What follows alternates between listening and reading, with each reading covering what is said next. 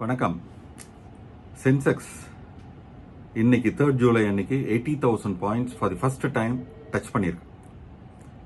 1 month முன்னாடி election result வந்து 4th June அன்னைக்கு வரையில Sensex fell down to about 72,573.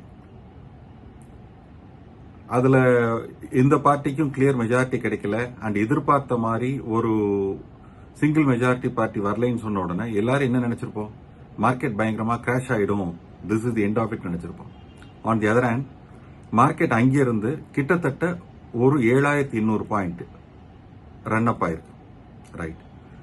Anybody, any investor who has invested either directly in share or in mutual fund would be smiling and be happy.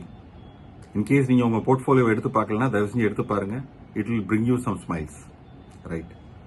Leaving that aside, 80,000 point இருக்கையில இப்போ என்ன பண்ணணும், இதுதான் எல்லாருக்கும் மைண்ட்ல ஓடிக்கிட்டு இருக்க ஒரு கொஸ்டினா இருக்கும்.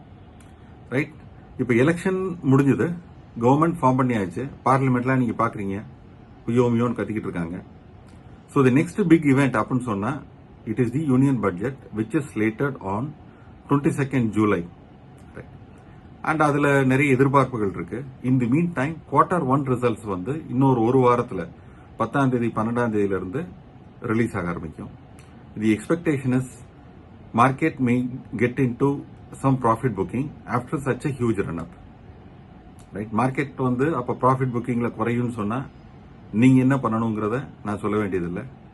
Make the right decision, stay in touch with as.